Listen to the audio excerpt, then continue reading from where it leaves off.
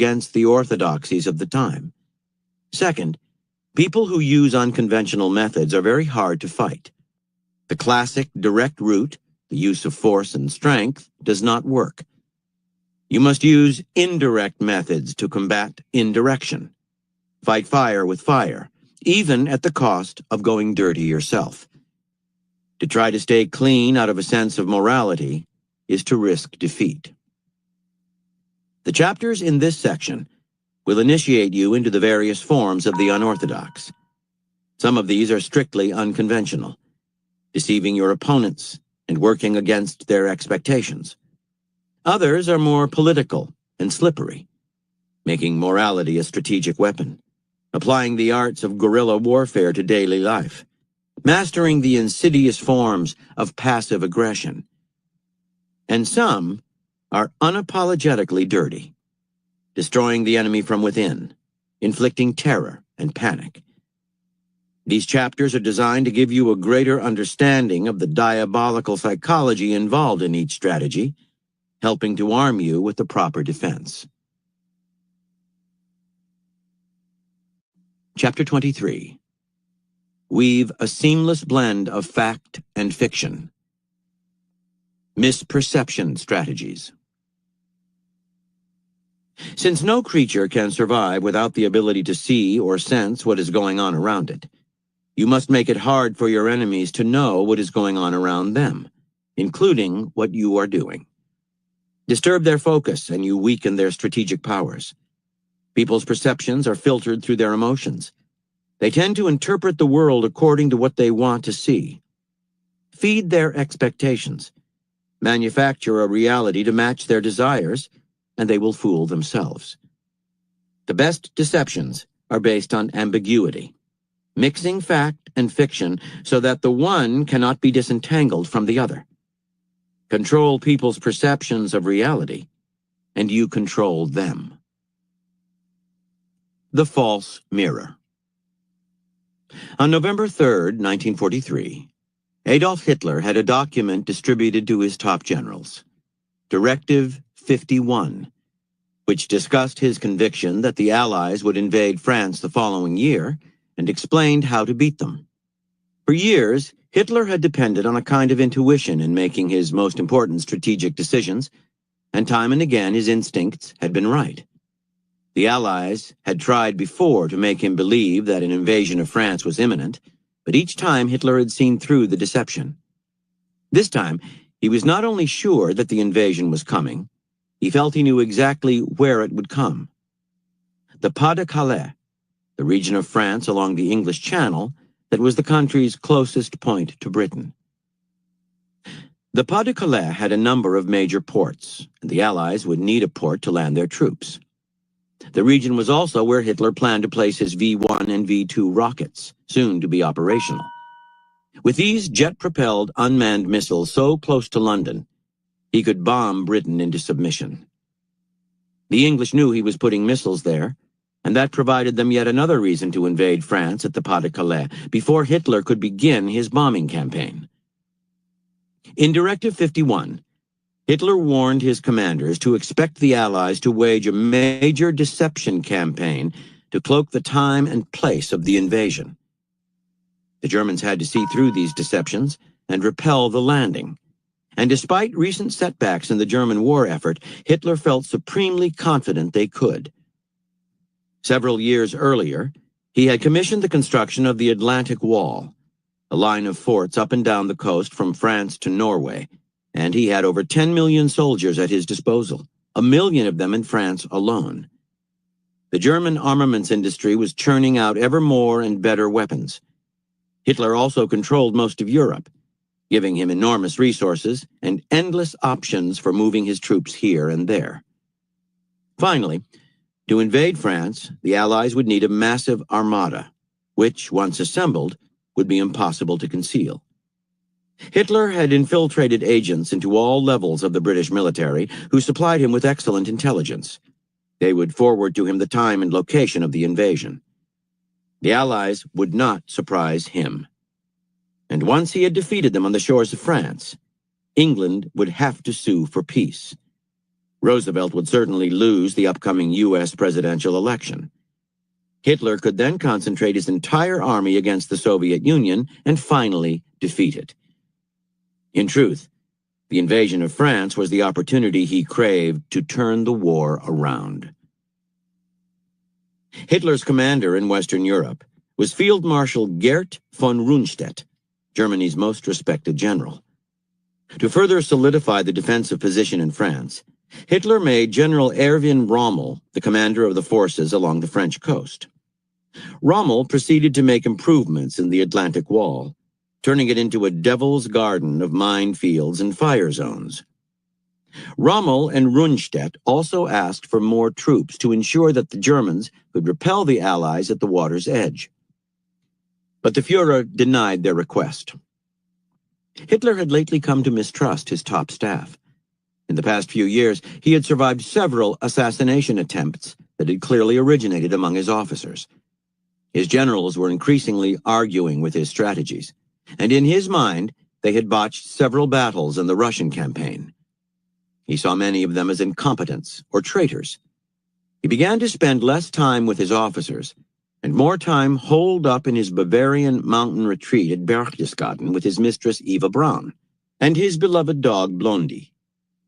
There he pored over maps and intelligence reports, determined to make the important decisions himself and to manage the entire war effort more directly.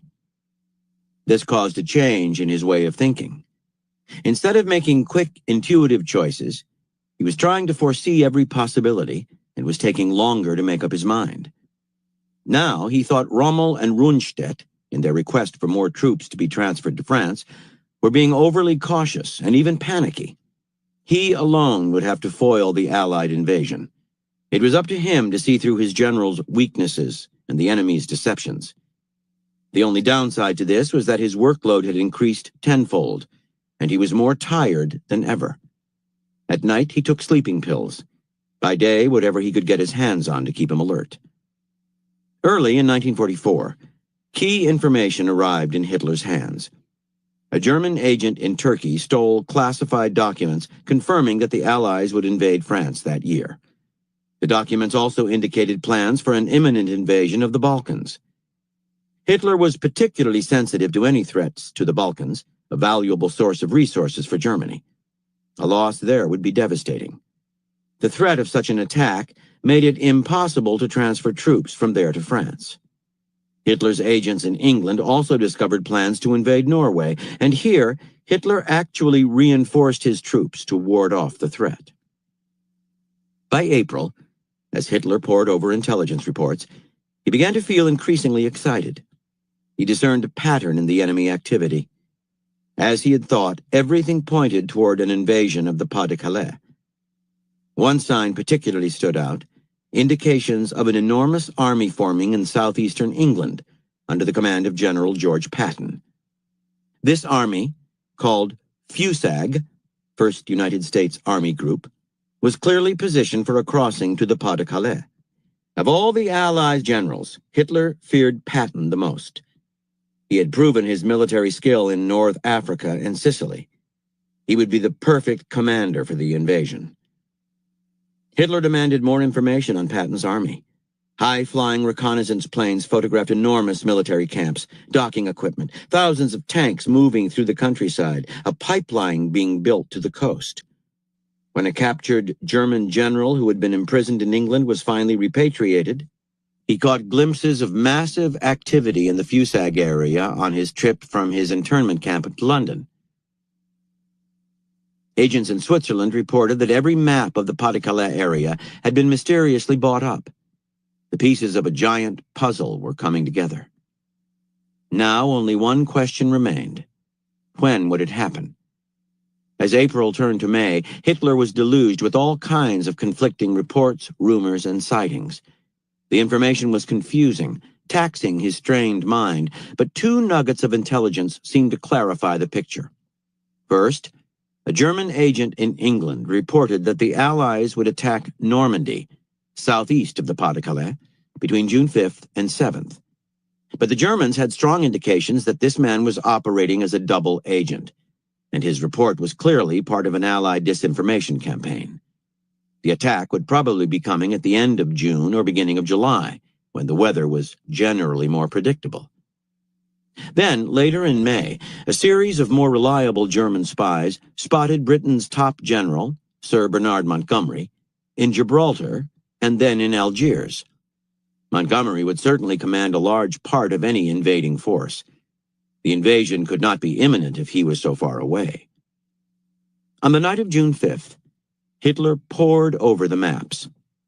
Maybe he was wrong. Maybe the plan was for Normandy all along. He had to consider both options. He would not be fooled in what might be the most decisive battle of his life. The British were tricky. He had to keep his forces mobile in case it was Normandy after all. He would not commit himself until he knew for sure. Reading the weather reports for the Channel, stormy that evening, he took his usual sleeping pill and went to bed. Early next morning, Hitler woke to startling news. A massive invasion was underway in southern Normandy. A large armada had left England in the middle of the night, and hundreds of parachutists had been dropped near the Normandy coast. As the day progressed, the reports became more exact. The Allies had landed on the beaches southeast of Cherbourg. A critical moment had come. If some of the forces stationed in the Pas-de-Calais were hurried to the beaches of Normandy, the Allies could be pinned and thrown back into the sea. This was the recommendation of Rommel and Rundstedt, who anxiously awaited Hitler's approval. But through the night and into the following day, Hitler hesitated. Then, just as he was on the verge of sending reinforcements to Normandy, he received word of increased Allied activity in the Fusag area. Was Normandy, in fact, a giant diversion? If he moved his reserves there, would Patton immediately cross the Channel to the Pas-de-Calais? No, Hitler would wait to see if the attack was real. And so the days went by, with Rommel and Rundstedt fuming at his indecision. After several weeks, Hitler finally accepted that Normandy was the real destination. But by then he was too late. The Allies had established a beachhead. In August, they broke out of Normandy, sending the Germans into full retreat. To Hitler, the disaster was yet another indication of the incompetence of those around him. He had no idea how deeply and decisively he had been fooled. Interpretation.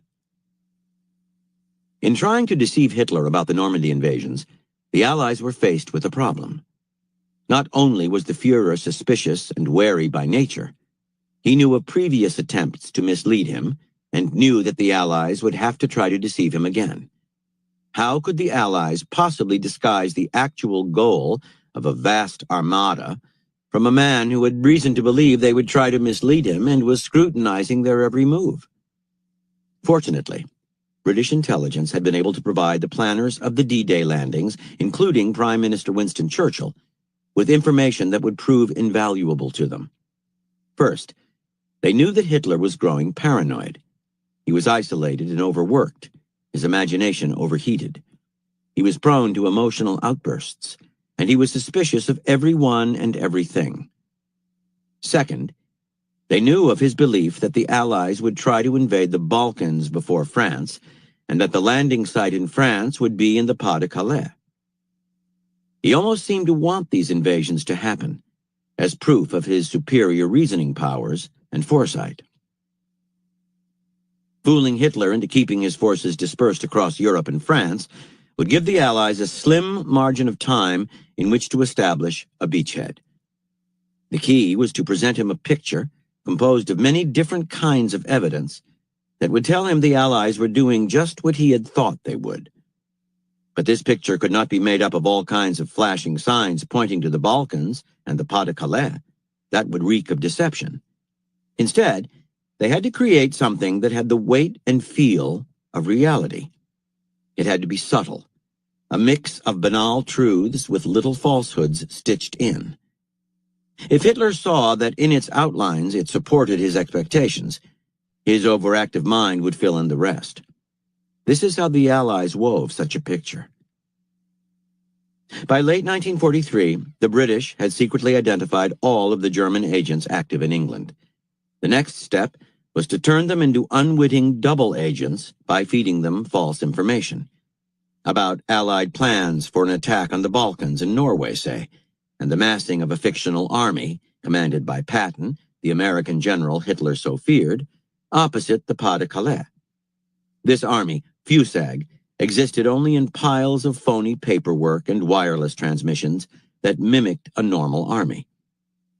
German agents were allowed to steal FUSAG documents and intercept transmissions, carefully misleading messages, but at the same time banal and bureaucratic ones, too banal to be seen as fake. Working with film designers, the Allies built an elaborate set of rubber, plastic, and wood that, from German reconnaissance planes, would look like an enormous camp of tents, airplanes, and tanks. The German general who saw FUSAG with his own eyes was misled about the direction he was taking toward London. He had actually passed the real army to the west of FUSAG's supposed site, massing for the invasion of Normandy. As the date of the invasion drew near, the Allies left clues combining fact and fiction still more intricately. The real time and place of the invasion were planted with an agent whom the Germans completely mistrusted, giving Hitler the feeling that he had seen through a deception, when in fact he was staring at the truth. Now, if real information on the timing of the invasion somehow leaked out, Hitler would not know what to believe. The Allies knew that reports on the buying up of Pas-de-Calais maps in Switzerland would reach Hitler, and this would have its own realistic logic. As for the Montgomery sightings in Gibraltar, little did the German agents know they were seeing a look-alike, a man trained to act like the general. In the end, the picture the Allies painted was so real to Hitler that well into July he believed in it, long after D-Day had actually happened. Through such subtle deceptions, they had compelled him to keep his forces dispersed, perhaps the decisive factor in the success of the invasion. In a competitive world, deception is a vital weapon that can give you a constant advantage. You can use it to distract your opponents, send them on goose chases, waste valuable time and resources in defending attacks that never come. But more than likely, your concept of deception is wrong. It does not entail elaborate illusions or all sorts of showy distractions. People are too sophisticated to fall for such things. Deception should mirror reality. It can be elaborate, as the British deception around D-Day was, but the effect should be of reality only subtly, slightly altered, not completely transformed. To mirror reality, you must understand its nature. Above all, reality is subjective. We filter events through our emotions and preconceptions, seeing what we want to see. Your false mirror must conform to people's desires and expectations, lulling them to sleep. If the Allies had wanted to attack the Pas-de-Calais, as Hitler suspected, and tried to convince Hitler the attack was coming to Normandy, that would have been a great deal harder than playing on his pre-existing belief. Your false mirror must incorporate things that are visibly true. It must seem somewhat banal, like life itself. It can have contradictory elements, as the D-Day deception did. Reality is often contradictory. In the end, like an Escher painting, you must blend truth and illusion to the point where they become indistinguishable, and your false mirror is taken for reality. By Julius Caesar. What we wish, we readily believe, and what we ourselves think, we imagine others think also. Keys to warfare. In the early history of warfare, military leaders were faced with the following predicament. The success of any war effort depended on the ability to know as much about the other side, its intentions, its strengths and weaknesses, as possible. But the enemy would never willingly disclose this information. In addition, the enemy often came from an alien culture, with its peculiar ways of thinking and behaving.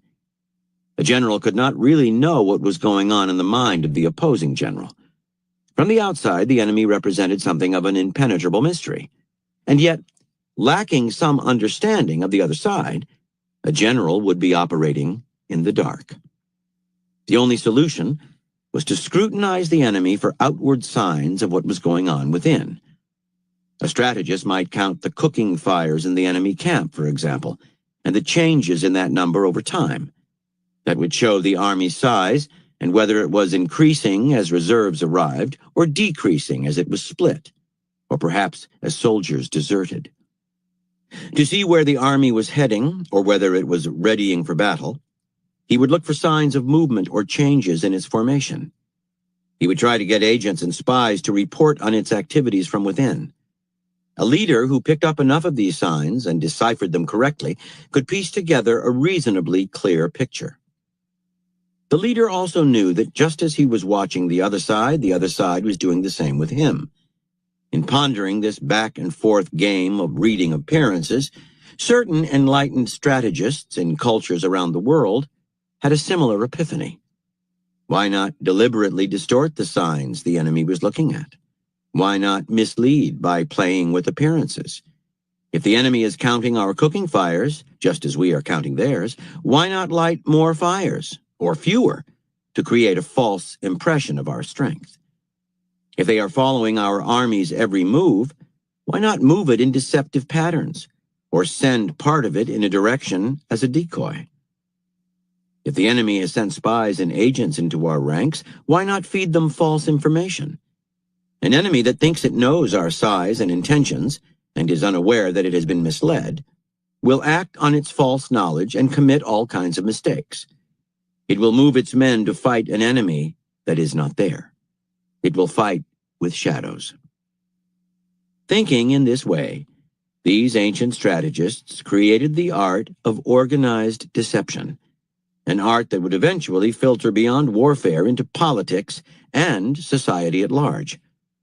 In essence, military deception is about subtly manipulating and distorting signs of our identity and purpose to control the enemy's vision of reality and get them to act on their misperceptions.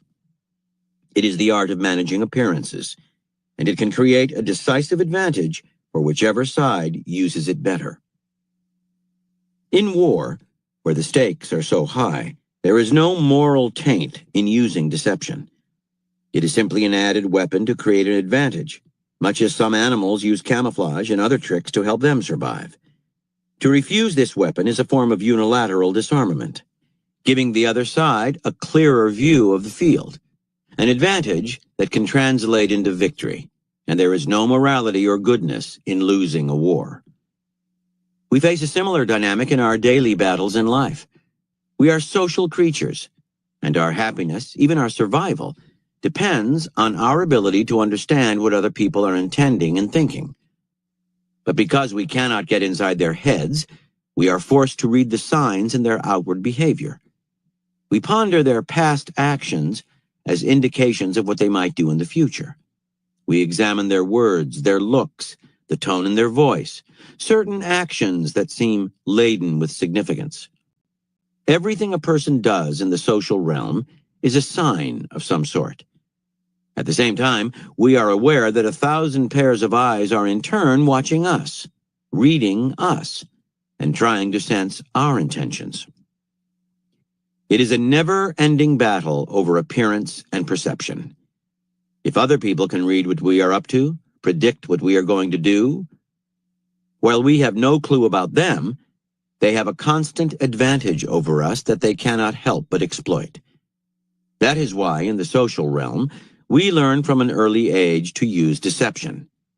We tell others what they want to hear, concealing our real thoughts, hedging with the truth, misleading to make a better impression. Many of these deceptions are entirely unconscious. Since appearances are critical and deception is inevitable, what you want is to elevate your game, to make your deceptions more conscious and skillful. You need the power to cloak your maneuvers, to keep people off balance by controlling the perceptions they have of you and the signs you give out. In this sense, there is a lot you can learn from the military arts of deception, which are based on timeless laws of psychology and are infinitely applicable to the battles of daily life. To master this art, you must embrace its necessity and find creative pleasure in manipulating appearances, as if you were directing a film. The following are the 6 main forms of military deception, each with its own advantage. The false front. This is the oldest form of military deception. It originally involved making the enemy believe that one was weaker than in fact was the case. A leader would feign a retreat, say, baiting a trap for the enemy to rush into, luring it into an ambush. This was a favorite tactic of Sun Tzu's. The appearance of weakness often brings out people's aggressive side, making them drop strategy and prudence for an emotional and violent attack. When Napoleon found himself outnumbered and in a vulnerable strategic position before the Battle of Austerlitz, he deliberately showed signs of being panicked, indecisive, and scared. The enemy armies abandoned their strong position to attack him and rushed into a trap. It was his greatest victory. Controlling the front you present to the world is the most critical deceptive skill. People respond most directly to what they see, to what is most visible to their eyes. If you seem clever, if you seem deceptive, their guard will be up, and it will be impossible to mislead them. Instead, you need to present a front that does the opposite, disarms suspicions. The best front here is weakness, which will make the other side feel superior to you, so that they either ignore you, and being ignored is very valuable at times, or are baited into an aggressive action at the wrong moment. Once it is too late, once they are committed, they can find out the hard way that you are not so weak after all. In the battles of daily life, making people think they are better than you are, smarter, stronger, more competent, is often wise. It gives you breathing space to lay your plans, to manipulate. In a variation on this strategy, the front of virtue, honesty, and uprightness is often the perfect cover in a political world. These qualities may not seem weak, but serve the same function. They disarm people's suspicions. In that situation, though, it is important not to get caught doing something underhanded. Appearing as a hypocrite will set you far back in the deception game. In general, as strategists advocated in the days of ancient China, you should present a face to the world that promises the opposite of what you are actually planning. If you are getting ready to attack, seem unprepared for a fight, or too comfortable and relaxed to be plotting war. Appear calm and friendly. Doing this will help you gain control over your appearance and sharpen your ability to keep your opponents in the dark. The decoy attack. This is another ruse dating back to ancient times, and it remains perhaps the military's most common deceptive ploy. It began as a solution to a problem. If the enemy knew you were going to attack point A, they would put all their defenses there and make your job too difficult. But to deceive them on that score was not easy. Even if before battle you were able to disguise your intentions and fool them out of concentrating their forces at point A, the minute they actually saw your army headed there, they would rush to its defense. The only answer was to march your army toward point B, or better, to send part of your army in that direction while holding troops in reserve for your real objective. The enemy would now have to move some or all of its army to defend point B. Do the same with points C and D, and the enemy would have to disperse all over the map. The key to this tactic is that instead of relying on words or rumors or planted information, the army really moves. It makes a concrete action. The enemy forces cannot afford to guess whether a deception is in the works. If they guess wrong, the consequences are disastrous. They have to move to cover point B, no matter what. It is, in any case, almost impossible to doubt the reality of actual troop movements, with all the time and energy those involve. So the decoy attack keeps the enemy dispersed and ignorant of your intentions, the ultimate dream of any general. The decoy attack is also a critical strategy in daily life, where you must retain the power to hide your intentions. To keep people from defending the points you want to attack, You must follow the military model and make real gestures toward a goal that does not interest you. You must seem to be investing time and energy to attack that point, as opposed to simply trying to signal the intention with words. Actions carry such weight and seem so real that people will naturally assume that is your real goal. Their attention is distracted from your actual objective. Their defenses are dispersed and weakened. Camouflage. The ability to blend into the environment is one of the most terrifying forms of military deception. In modern times, Asian armies have proven particularly adept in this art. At the battles of Guadalcanal and Iwo Jima during World War II, American soldiers were astounded at the ability of their Japanese foes to blend into the various terrains of the Pacific theater. By sewing grass, leaves, twigs, and foliage to their uniforms and helmets, the Japanese would merge with the forest. But the forest would incrementally advance, undetected, until it was too late. Nor could the Americans pinpoint the Japanese guns, for their barrels were concealed in natural rock crevices, or were hidden under removable camouflage covers. The North Vietnamese were equally brilliant at camouflage, reinforcing their skills by the use of tunnels and underground chambers that allowed armed men to pop up seemingly anywhere. Worse, in a different kind of camouflage, they could blend into the civilian population. Preventing your enemies from seeing you until it is too late is a devastating way to control their perceptions. The camouflage strategy can be applied to daily life in two ways. First, it is always good to be able to blend into the social landscape, to avoid calling attention to yourself unless you choose to do so.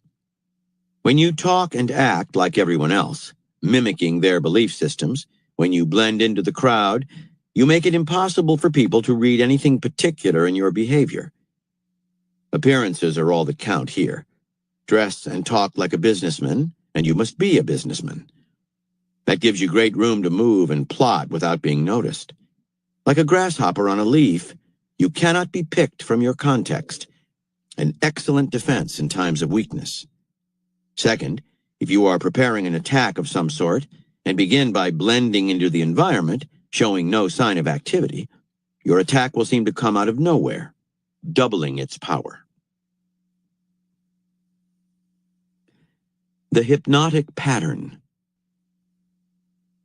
According to Machiavelli, human beings naturally tend to think in terms of patterns. They like to see events conforming to their expectations by fitting into a pattern or scheme. For schemes, whatever their actual content, comfort us by suggesting that the chaos of life is predictable. This mental habit offers excellent ground for deception, using a strategy that Machiavelli calls acclimatization, deliberately creating some pattern to make your enemies believe that your next action will follow true to form. Having lulled them into complacency, you now have room to work against their expectations, break the pattern, and take them by surprise. In the Six-Day War of 1967, the Israelis submitted their Arab enemies to a devastating and lightning-fast defeat. In doing so, they confirmed all their pre-existing military beliefs. The Arabs were undisciplined, their weaponry was outdated, and their strategies were stale. 6 years later, the Egyptian president Anwar Sadat exploited these prejudices in signaling that his army was in disarray and still humbled by its defeat in 1967, and that he was squabbling with his Soviet patrons. When Egypt and Syria attacked Israel on Yom Kippur in 1973, the Israelis were caught almost totally by surprise. Sadat had tricked them into letting down their guard. This tactic can be extended indefinitely. Once people feel you have deceived them, they will expect you to mislead them again, but they usually think you'll try something different next time. No one, they will tell themselves, is so stupid as to repeat the exact same trick on the same person.